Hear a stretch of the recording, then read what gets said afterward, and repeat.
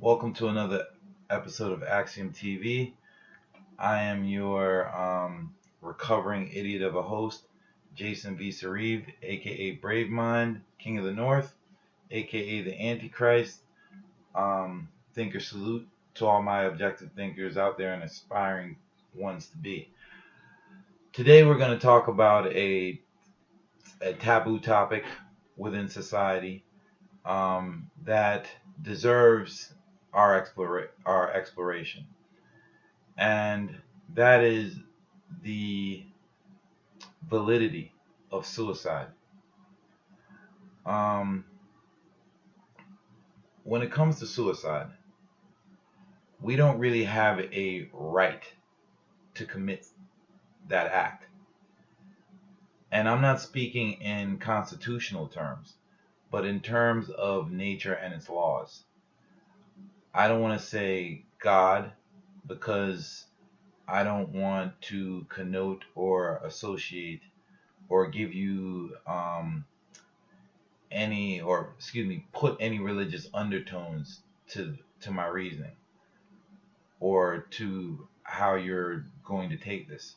So we'll make the case from a nature perspective. The way we can tell that suicide is not a natural right is by our capabilities and the way they are set up, whether by evolution or transmutation or natural selection or whatever scientific um, jargon or catalyst you wish to attribute it to. Yes, we do have the ability to kill ourselves. But when you put that in context of our self-preservation system, which includes our immune system and our fight or flight response, suicide is more of a means of last resort. It is a flight. In the cases of endless torture with imminent death being the outcome, or being the ultimate outcome, suicide is a viable option. I do agree with those circumstances, but in most cases, outside of that, if not all of them, it is wrong on a moral as well as intellectual level. The reason I say this is because while science and its stubborn fixation on empiricism assumes every aspect of natural life is a given, as an objective thinker, um, you should not. When you think objectively, you ask questions such as why is there sound? Why isn't everything all mute? Why is there motion? Why isn't everything just still? What are the inherent reasons for those things?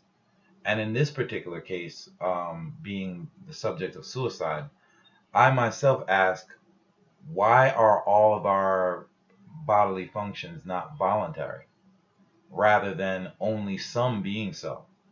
And why are the particular ones that are involuntary predisposed in that manner? Please excuse the gender biased word. We ourselves do not control our heart beating, nor the rest of our cardiovascular system. We cannot tell our heart to stop beating or when to start beating, nor our digestive system, to name a couple of involuntary functions. The most reasonable conclusion, that said, pardon me, the most reasonable conclusion that we can come to is that it is because human beings would become extinct if we were set up to function in that way. If we extrapolate or play that scenario out to its extreme, we would kill ourselves either deliberately or inadvertently based on having a bad day or feeling depressed, moments of depression, or even excitement. The fact that there are involuntary functions shows us or demonstrates to us that they are the first line of our self-preservation system. we are basically being kept forcefully alive. Just like, say, if you were on an artificial breathing machine. That's what our immune system and involuntary functions, that's what they serve. That's the function that they actually serve inherently, is to forcefully, coercively keep us alive. We do not have a choice in that. So when I look at suicide in an absolute sense, there is no other destination to arrive to in terms of looking at it objectively than the destination of that suicide is not a natural given right.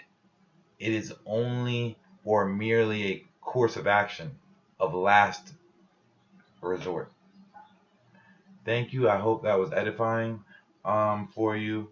And please learn to think for yourself, question everything. Enjoy the rest of your day. Oh, thank you, salute.